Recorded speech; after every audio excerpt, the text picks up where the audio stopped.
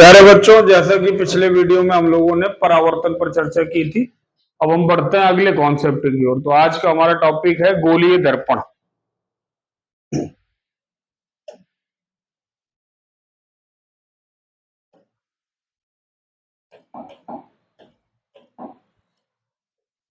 गोलीय दर्पण बहुत ही इंपॉर्टेंट टॉपिक है।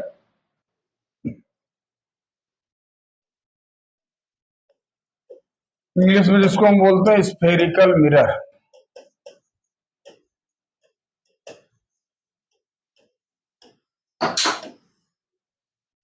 देखिए क्या होता है, यदि हम एक कांच का खोखला गोला ले लें और इस गोले को बीच से कट कर दें तो हमें दो टुकड़े प्राप्त होंगे। एक टुकड़ा ये वाला और एक टुकड़ा ये वाला। तो टुकड़ों को हम अलग अलग कर लेते हैं। मान लिया हमने एक टुकड़ा ये निकला और एक टुकड़ा ये निकला। अब हमारे पास यहाँ पॉलिश करने के दो ऑप्शन होते हैं। एक बार हम क्या कर देते हैं, एक बार हम इसकी आउटर सरफेस पर पॉलिश कर देते हैं, यानी बाहरी सतह पर पॉलिश कर दी गई और इंटीरियर सरफेस से रिफ्लेक्शन होगा, यानी आंतरिक सतह से प्रकाश का परावर्तन होगा।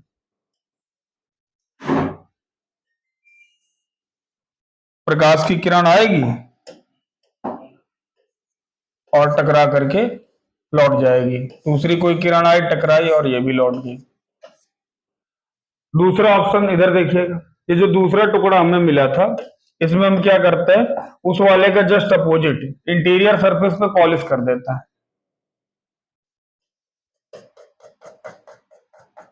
और आउटर सरफेस से रिफ्लेक्शन होने लगता है, यानी आंतरिक सतह पर पॉलिश कर दी गई और बाहरी सतह से परावर्तन होने लगता है। किरण आई, टकरा के लौट गई, किरण आई, टकरा के लौट गई। हाँ, अगर पॉलिश नहीं होती तो यही किरण आगे निकल जाती। इसमें भी यदि हमने पॉलिश नहीं की होती तो किरण आती और आगे निकल जाती। ठीक, तो कुल मिला के गोलीय दर्पण को हम परिभाषित कैसे करें। किसी कांच के खोखले गोले को, मतलब परिभाषा आप देना चाहें, गोलीय दर्पण की डेफिनेशन क्या बनती है, कांच के खोखले गोले के ऐसे भाग, देखिए चाहे आप इस वाले भाग को ले लीजिए चाहे इस वाले भाग को ले लीजिए, ये दोनों हमें कहां से प्राप्त हुए हैं, इस कांच के खोखले गोले से। बस हमने किया क्या है, हमने सिर्फ एक बार इसके बाहरी सतह पर पॉलिश कर दी और एक बार आंतरिक सतह पर पॉलिश कर दी, लेकिन है दोनों ये क्या, इसी खोखले गोले के हिस्से। तो गोलीय दर्पण क्या होता है, अच्छा ये भी हमारा एक गोलीय दर्पण है, ये भी गोलीय दर्पण है और ये भी हमारा एक गोलीय दर्पण ही है, दोनों हमारे गोलीय दर्पण।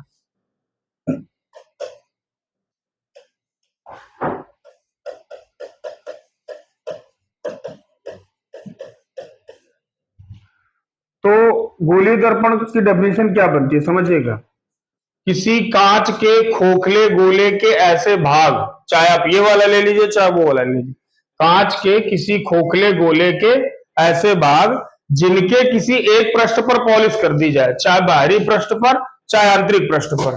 कांच के खोखले गोले के ऐसे भाग जिनके किसी एक पृष्ठ पर पॉलिश कर दी जाए और दूसरे पृष्ठ से प्रकाश का परावर्तन होने लगे, तो ऐसा जो माध्यम हमें प्राप्त होता है इसको हम लोग क्या बोलते हैं, गोलीय दर्पण। एक बार फिर से समझिएगा, कांच के किसी खोखले गोले के ऐसे भाग जिनके किसी एक सतह पर पॉलिश कर दी जाए और दूसरे सतह से परावर्तन होने लगे। जैसे इस वाले हिस्से को देखिए, ये हमें दो टुकड़े प्राप्त हुए थे। पहला वाला हिस्सा हमने ये लिया और इसमें हमने क्या किया, बाहरी सतह पर पॉलिश कर दी और आंतरिक सतह से परावर्तन हो रहा है। एक सतह पर पॉलिश हो गई, एक सतह से परावर्तन हो रहा है। इसमें आ जाइए, इसमें हमने क्या किया, आंतरिक सतह पर पॉलिश कर दी और बाहरी सतह से परावर्तन हो रहा है। ठीक है, बस अब देखिएगा, अब इनको हम अलग अलग नाम दे देते हैं। इस वाले को हम लोग बोलते हैं अवतल दर्पण और इस वाले को हम लोग बोलते हैं उत्तल दर्पण।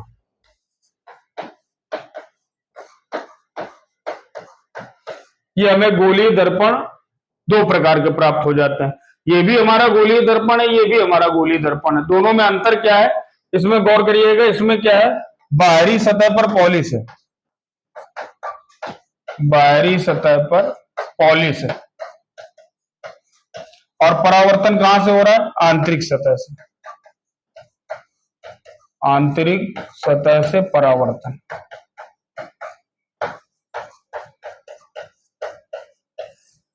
और इसमें क्या है? जस्ट अपोजिट इसका, इसमें आंतरिक सतह पर पॉलिश की गई है, आंतरिक सतह पर पॉलिश,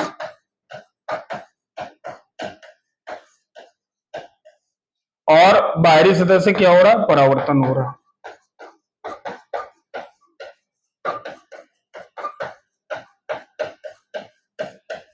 तो ऐसे दर्पण को हम लोग क्या बोलते हैं? उत्तल दर्पण। एक बार फिर से समझिएगा, गोलीय दर्पण क्या होता है? कांच के किसी खोखले गोले के ऐसे हिस्से, ऐसे भाग जिनके किसी एक सतह पर या किसी एक पृष्ठ पर पॉलिश कर दी जाए और दूसरे पृष्ठ से प्रकाश का परावर्तन होने लगे। ठीक, अब एक बार हम क्या करते हैं, ये जो दो टुकड़े हमने लिए, एक टुकड़े पर हम क्या करते हैं? बाहर पॉलिश कर देते हैं, अंदर वाली सतह से परावर्तन होने लगता है, और दूसरे टुकड़े में हम क्या करते हैं? आंतरिक सतह पर पॉलिश कर देते हैं और बाहरी सतह से परावर्तन होने लगता है। इस तरह से ये दो गोलीय दर्पण हमें प्राप्त हो जाते हैं। एक को हम लोग बोलते हैं अवतल दर्पण, कॉनकेव मिरर, और एक हमारा होता है उत्तल दर्पण, कॉन्वेक्स मिरर। ठीक है, अब आगे बढ़ते हैं। कुछ महत्वपूर्ण परिभाषाएं होती हैं गोलीय दर्पण से संबंधित, जो कि एग्जाम में काफी पूछे जाते हैं। अब हम आगे बढ़ते हैं, उन्हीं पर चर्चा करते हैं। ठीक,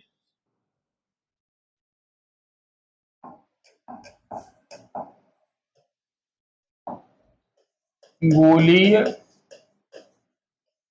दर्पण से संबंधित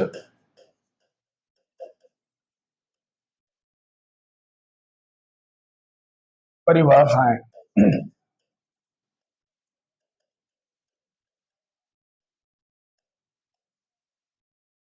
definitions related to the spherical mirror. ठीक, अब इसमें होती तो कई डेफिनेशन है, लेकिन उनमें से दो तीन बहुत इंपॉर्टेंट है। आपको तैयार तो सब करने हैं, दो तीन आपको विशेष प्रकार से तैयार करने हैं, ज्यादा उन पर फोकस करना है। ठीक है, स्टार्ट करते हैं। सबसे पहले हम लोग बात करते हैं दर्पण का ध्रुव।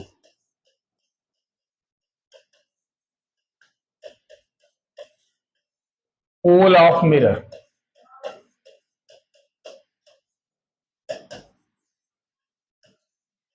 ध्यान दीजिए क्या होता है। जैसे मान लीजिए हमने ये अवतल दर्पण ले लिया, ये हमने पॉलिश कर दी।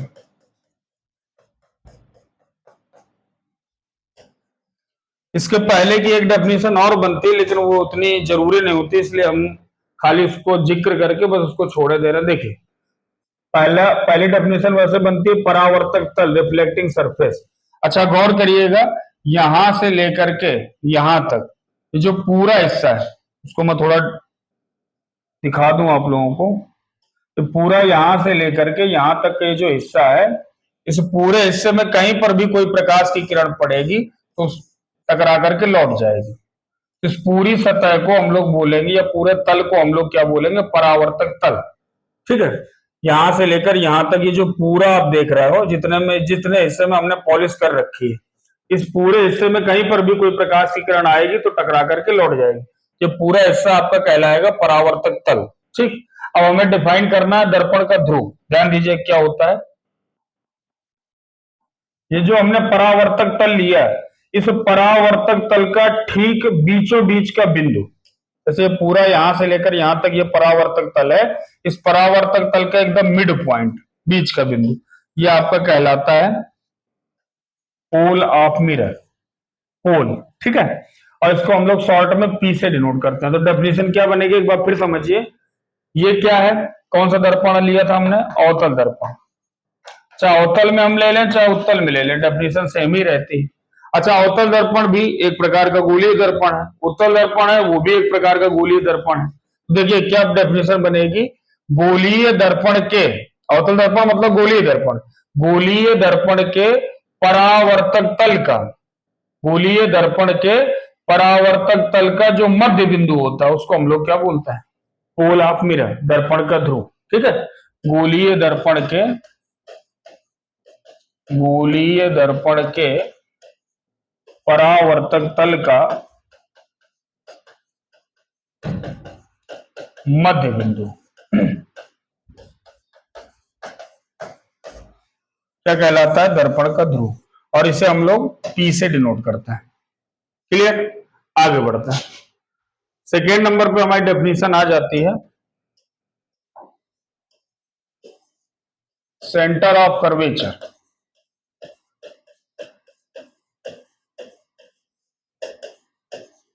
हिंदी में जिसे हम लोग बोलते हैं वक्रता केंद्र।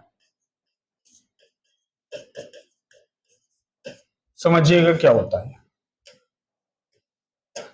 दोनों के लिए सेम है, आप चाहे अवतल ले लीजिए चाहे उत्तल ले लीजिए।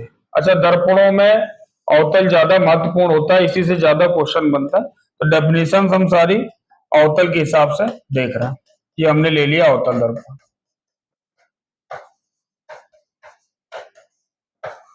Concave mirror. अब ध्यान दीजिएगा वक्रता केंद्र क्या होता है। अच्छा, अभी थोड़ी देर पहले हमने क्या चर्चा की कि चाहे वो अवतल दर्पण हो चाहे उत्तल दर्पण हो, दोनों के दोनों हमें कहां से प्राप्त होते हैं? किसी गोलीय दर्पण से। तो ये भी किसी गोले का हिस्सा था, और चाहे उत्तल की बात करें तो वो भी किसी गोले का ही हिस्सा होता है। ये जो हमारा गोलीय दर्पण है, ये जो इतना हमारा गोलीय दर्पण है, ये जिस गोले का भाग होता है, ये गोलीय दर्पण जिस गोले का भाग होता है, इसी गोले का केंद्र आपका कहलाता है वक्रता केंद्र, और इसे हम C से डिनोट करते हैं। एक बार फिर से समझिएगा डेफिनेशन क्या बनेगी। गोलीय दर्पण जिस गोले का भाग होता है, ये जो हमारा हिस्सा था ये गोले का हिस्सा था। गोलीय दर्पण जिस गोले का भाग होता है उस गोले का केंद्र क्या कहलाता है? वक्रता केंद्र। गोलीय दर्पण जिस गोले का भाग होता है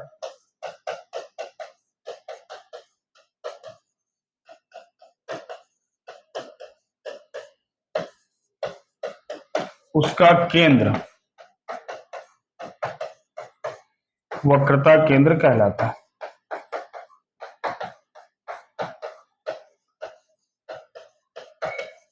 क्लियर? और इसे हम सेंटर की वजह से C से डिनोट करते हैं। क्लियर? बढ़ते तीसरी डेफिनेशन की तरफ।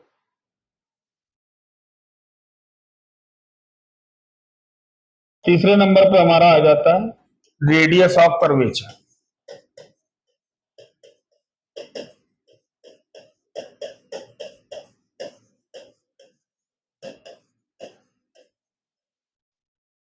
वक्रता त्रिज्या।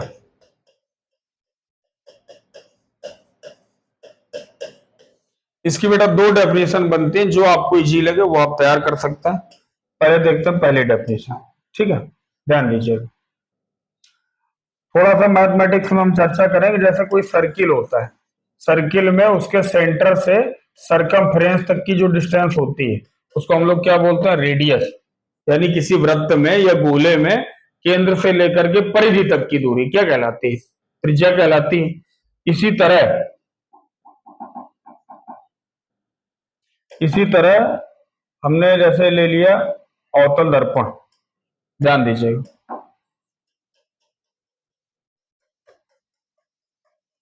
ये हमने ले लिया अवतल दर्पण। अभी हमने वक्रता केंद्र पढ़ा था। क्या पढ़ा था? कि ये जो हमारा गोलीय दर्पण होता है, ये जिस गोले का भाग होता है उस गोले का केंद्र क्या कहलाता है? वक्रता केंद्र। ये हो गया हमारा वक्रता केंद्र। और इसके पहले हमने क्या डेफिनेशन पढ़ी कि गोलीय दर्पण के परावर्तक तल का, गोलीय दर्पण के परावर्तक तल का जो मध्य बिंदु होता है वो हमारा क्या कहलाता है? P, पोल ऑफ मिरर, ध्रुव, दर्पण का ध्रुव। तो अब जैसे गोले में होता है या वृत्त में होता है, केंद्र से लेकर के परिधि तक की दूरी, सेंटर टू सरकमफ्रेंस तक की डिस्टेंस क्या होती है? रेडियस। सिमिलरली इसमें भी ये वक्रता केंद्र से ध्रुव तक की दूरी ये हमारी हो जाएगी वक्रता त्रिज्या, और इसको हम R से डिनोट करेंगे। ठीक है, क्या हो जाएगी ये? वक्रता त्रिज्या। देखिए पहली डेफिनेशन क्या बनेगी समझिएगा। पहली डेफिनेशन हमारी बनी कि गोलीय दर्पण में वक्रता केंद्र से लेकर के ध्रुव तक की दूरी, सी से पी तक की डिस्टेंस, गोलीय दर्पण में वक्रता केंद्र से लेकर के ध्रुव तक की दूरी, ये जो डिस्टेंस होती है वक्रता केंद्र से ध्रुव तक की दूरी, इसको हम लोग क्या बोलते हैं, वक्रता त्रिज्या। और किससे प्रदर्शित करते हैं, आर से। ये एक डेफिनेशन आप लोग और दे सकते हो, वो क्या कह सकते हो, अच्छा ये त्रिज्या किसकी है, ये त्रिज्या गोले की ही तो होगी। ये हमारा जो गोलीय दर्पण है ये जिस गोले का हिस्सा है, गोले का हिस्सा है ये गोलीय दर्पण जिस गोले का हिस्सा होता है उस गोले की त्रिज्या क्या कहलाती है, वक्रता त्रिज्या। तो देखिए पहली डेफिनेशन तो ये बन जाएगी कि वक्रता केंद्र, गोलीय दर्पण में वक्रता केंद्र से ध्रुव तक की दूरी, पहली डेफिनेशन ये बन गई। सी से पी तक की दूरी क्या होती है, वक्रता त्रिज्या। दूसरी डेफिनेशन क्या हुई कि गोलीय दर्पण जिस गोले का भाग होता है, गोलीय दर्पण जिस गोले का भाग होता है उसकी त्रिज्या क्या कहलाती है, वक्रता त्रिज्या। आप दोनों में से कोई भी तैयार कर सकते हैं, ठीक। चाहे आप ये कहो कि गोलीय दर्पण में वक्रता केंद्र से ध्रुव तक की दूरी वक्रता त्रिज्या होती है, या तो आप ये कहो कि गोलीय दर्पण जिस गोले का भाग होता है उस गोले की त्रिज्या क्या कहलाती है, वक्रता त्रिज्या। क्लियर, आगे बढ़ता है। अगली डेफिनेशन हमारी आ जाती है मुख्य अक्ष,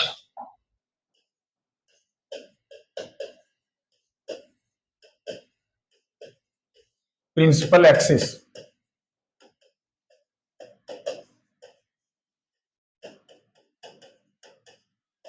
अच्छा जनरली मैथ में आप लोग पढ़ते हो, अक्ष का मतलब होता है किसी रेखा से, जैसे आप लोग एक्स अक्ष वाई अक्ष ड्रॉ करते हो ना, तो अक्ष का मतलब क्या होता है, एक्स अक्ष एक रेखा ये, वाई अक्ष एक रेखा ये। सिमिलरली यहां पर भी मुख्य अक्ष का मतलब एक रेखा से, कौन सी रेखा होती है चलिए उसको देखते हैं।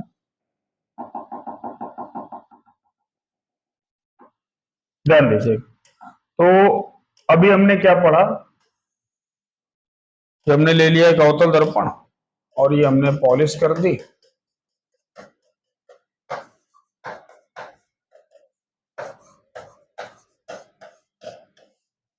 ठीक। अभी हमने क्या पढ़ा, इस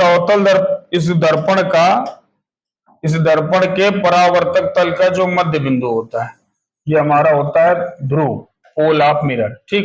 उसके बाद हमने पढ़ा कि ये गोलीय दर्पण जिस गोले का भाग होता है उसका केंद्र क्या कहलाता है, वक्रता केंद्र, ठीक है। ये हुआ हमारा वक्रता केंद्र और ये हुआ हमारा ध्रुव।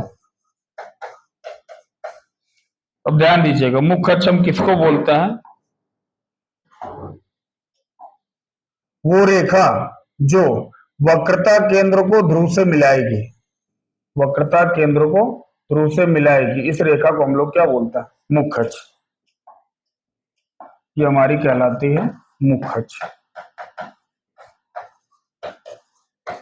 क्या डेफिनेशन बनेगी, गोलीय दर्पण में वक्रता केंद्र को ध्रुव से मिलाने वाली रेखा, सी को पी से मिलाने वाली रेखा क्या कहलाती है, मुख्य अक्ष, ठीक है। वक्रता केंद्र को, गोलीय दर्पण में वक्रता केंद्र को ध्रुव से मिलाने वाली रेखा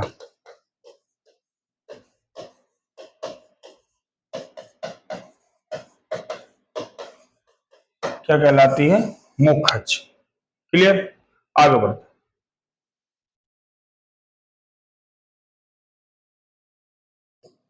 अगली डेफिनेशन फोकस या मुख्य फोकस।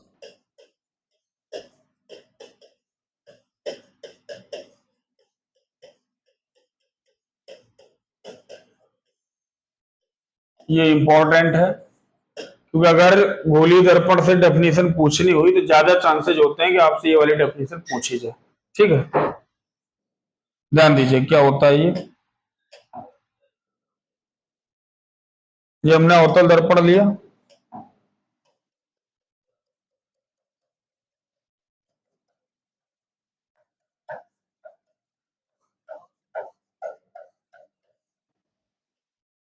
अच्छा पहली बार पढ़ने में ये थोड़ा सा टफ लगता है, इसको आप कैसे याद रख सकते हो उसके लिए मैं आपको बता रहा हूं तरीका, ध्यान दीजिएगा। फोकस, फोकस का बेटा मतलब होता है केंद्रित होना, केंद्रित हो जाना। जैसे जैसे कोई बच्चा लापरवाही करता है, पढ़ाई नहीं करता, तो उसके गार्जियन उसको बोलते हैं बेटा यहाँ वहां मन न लगाओ, पढ़ाई में फोकस करो। क्या कहता है? पढ़ाई में फोकस करो। तो पढ़ाई में फोकस करने का मतलब होता है अपना जो मन मस्तिष्क है वो कहाँ केंद्रित कर देना? पढ़ाई में। तो फोकस का एक मतलब होता है केंद्रित हो जाना एक जगह, है ना? ऐसे ही मतलब अब यहाँ पर फोकस क्या होगा? यहाँ पर फोकस वो बिंदु होगा जहां पर कई सारी प्रकाश की किरणें परावर्तन के बाद इकट्ठा हो जाएंगी, मिल जाएंगी, या जिस जगह से होकर के एक साथ जाएंगी, ठीक है, उस पॉइंट को हम लोग बोलते हैं क्या? फोकस। या दूसरा तरीका क्या होता है, ध्यान दीजिएगा। फोकस का एक मतलब होता है जहां प्रकाश अधिक हो, अधिक प्रकाश होता है ना, जनरली हम लोग आम बोलचाल की भाषा में बोल देते हैं, जहां पर ज्यादा प्रकाश दिखाई देता है हम लोग कह देते हैं बड़ा फोकस है प्रकाश का। अच्छा अब आप लोग एक चीज ये समझिए कि जैसे मान लीजिए कई प्रकाश की किरणें हैं, वो अलग अलग डायरेक्शन में ट्रेवल कर रही हैं, कोई इधर जा रहे कोई इधर जा रहे। अच्छा हर एक प्रकाश की किरण के पास अपना खुद का थोड़ा सा प्रकाश होगा। अब ये अगर अलग अलग दिशाओं में जाएंगी तो इनका प्रकाश बटा हुआ रहेगा। ये किरण इधर जा रही है तो जितना इसका प्रकाश होगा अपने साथ लेके जाएगी, दूसरी अगर इधर जा रही है तो इसके पास जितना होगा अपना प्रकाश ये लेके चली जाएगी। लेकिन अगर मान लीजिए यही सब किरणें किसी एक ही बिंदु पर इकट्ठा हो जाए तो क्या होगा? जब एक ही बिंदु पर इकट्ठा हो जाएंगे तो इनका प्रकाश भी क्या होगा? एक ही जगह इकट्ठा हो जाएगा। अगर ये सब किरणें मान लीजिए एक ही जगह इकट्ठा हो जाए, इन सबका प्रकाश भी क्या होगा? एक जगह इकट्ठा हो जाएगा। यहाँ पर प्रकाश की मात्रा बढ़ जाएगी, अधिक प्रकाश हो जाएगा। और जब प्रकाश ज्यादा होगा इसी को आप लोग क्या बोल देते हो कि भैया प्रकाश का फोकस हो गया। समझे? तो इस तरह से आप याद रख सकते हो कि फोकस का मतलब केंद्रित हो जाना। तो जहां पर प्रकाश की किरणें एक जगह केंद्रित हो जाए वो आपका पॉइंट क्या कहलाता है? फोकस या मुख्य फोकस। चलिए अब इसको सिस्टमेटिक डिफाइन करते हैं, देखिए क्या होता है।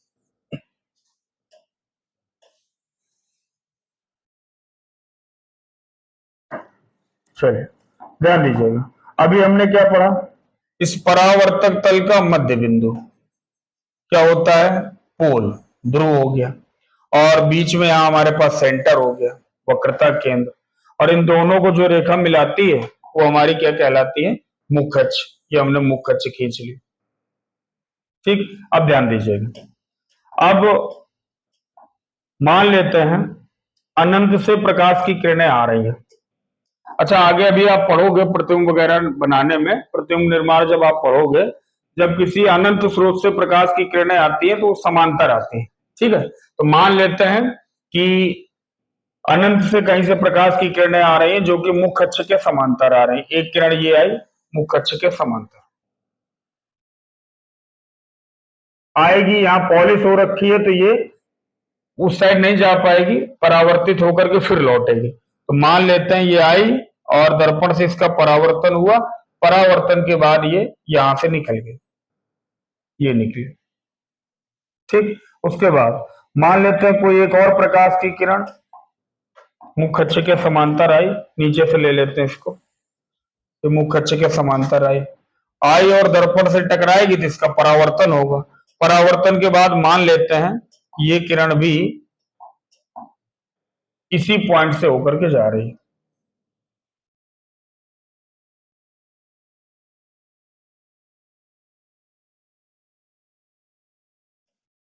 और किरणें ले लें इसी तरह, मान लीजिए एक और कोई किरण ये आई, ये भी परावर्तन के पश्चात यहीं से निकल गई। मान लीजिए कोई और किरण आई,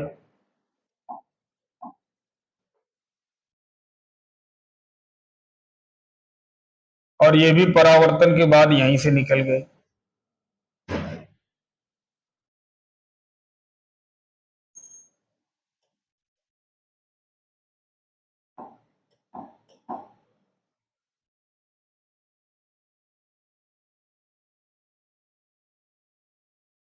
जी।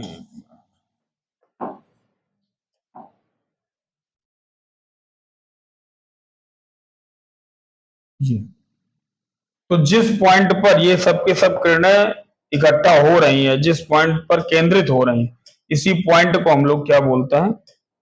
इसी पॉइंट को हम लोग बोलते हैं फोकस या मुख्य फोकस। ये पॉइंट हमारा कहलाएगा फोकस और इसको हम लोग ऐप से प्रदर्शित करते हैं। ठीक है, अब जरा ध्यान दीजिएगा डेफिनेशन क्या बनेगी।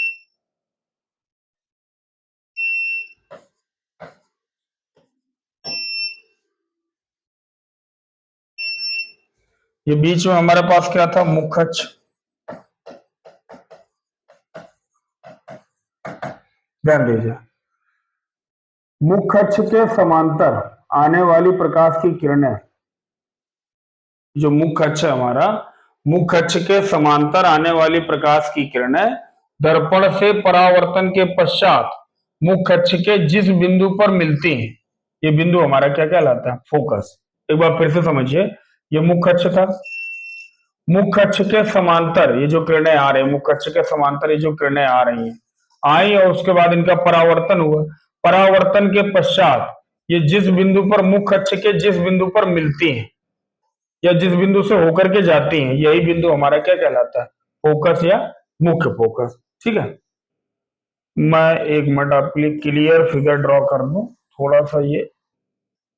चलिए देखिए, दोबारा समझ लीजिए। देखिए,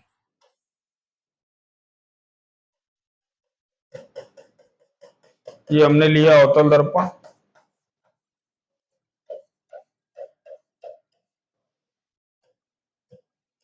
ये इसका पोल हो गया, इधर मान लेते हैं ये इसका सेंटर है और इन दोनों को मिलाने वाली रेखा ये हो गई मुख्य अक्ष।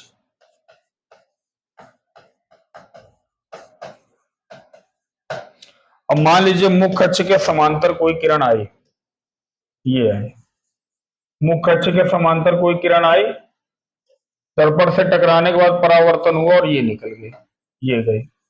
मान लीजिए कोई दूसरी एक किरण आई, मुख्य अक्ष के समांतर आई, दर्पण से टकराई, परावर्तन हुआ और ये निकल गई। ठीक, मान लीजिए एक और कोई किरण नीचे से आ रही है, ये कोई किरण मुख्य अक्ष के समांतर आई,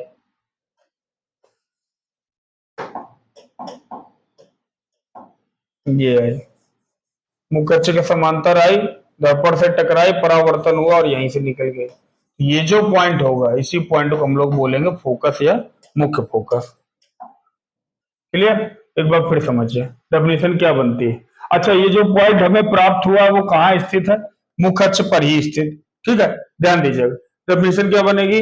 मुख्य अक्ष के समांतर, मुख्य अक्ष के समांतर आने वाली प्रकाश की किरणें, मुख्य अक्ष के समांतर आने वाली प्रकाश की किरणें दर्पण से परावर्तन के पश्चात मुख्य अक्ष के जिस बिंदु पर मिलती या जिस बिंदु से होकर के जाती, यही बिंदु हमारा क्या कहलाता है? फोकस या मुख्य फोकस। मैंने आपको पहले ही बताया था फोकस का मतलब जहां कुछ केंद्रित हो जाए किरणें। तो इस देखिए, आप इस पॉइंट पर क्या हो रहा है, जितनी भी किरणें हैं आ तो रही थी अलग अलग दिशाओं से, ठीक है, लेकिन परावर्तन के बाद सबकी सब एक ही बिंदु पर जाकर के मिल गई, एक ही स्थान पर केंद्रित हो गई। तो ऐसे बिंदु या स्थान को हम लोग क्या बोलते हैं? फोकस या मुख्य फोकस। ठीक है, क्या बनी इसकी डेफिनेशन? मुख्य अक्ष के समांतर आने वाली किरणें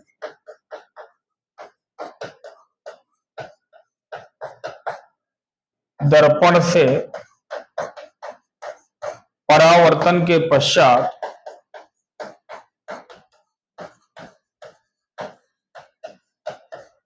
मुख्य अक्ष के जिस बिंदु पर मिलती है,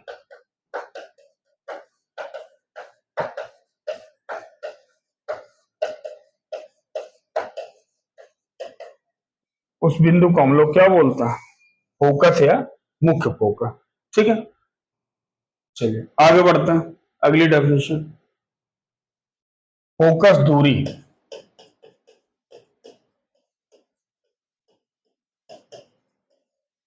फोकल लेंथ।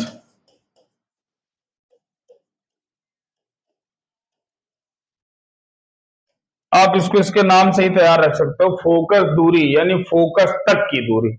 अभी हमने फोकस की डेफिनेशन पढ़ी, ये हमारा दर्पण हो गया, ये हमारा पोल हो गया, ये मान लिया सेंटर है, और ये मुख्य अक्ष हो गई। यहां पर मान लेते हैं हमारा फोकस है ये, ठीक। तो फोकस दूरी क्या होती है, इस गोल, देखिए ये जो हमारा ध्रुव है, इस ध्रुव से ये फोकस तक की दूरी, ये वाली दूरी, इस दूरी को हम लोग बोलते हैं फोकस दूरी, और इसको स्मॉल एफ से डिनोट करता है। डेफिनेशन क्या बनेगी, ध्यान दीजिए, गोलीय दर्पण के फोकस से, या आप इधर से कहना चाहते इधर से डेफिनेशन बना सकते हैं, या इधर से उधर बना सकते हैं। गोलीय दर्पण के ध्रुव से, यहीं से बना लीजिए, गोलीय दर्पण के ध्रुव से फोकस तक की दूरी, ध्रुव से फोकस तक की दूरी क्या कहलाती है, फोकस दूरी। ध्रुव से फोकस तक की दूरी,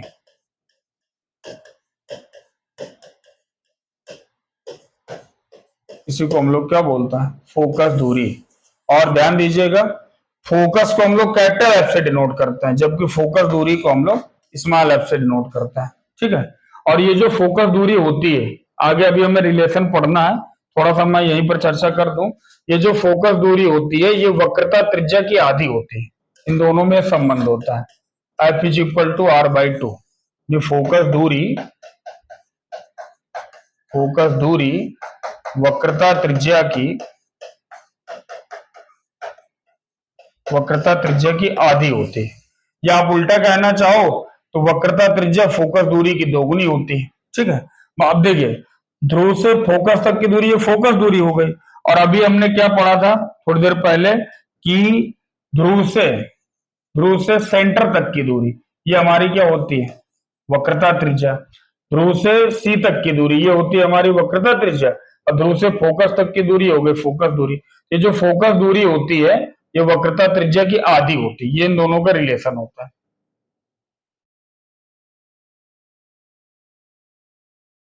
हम्म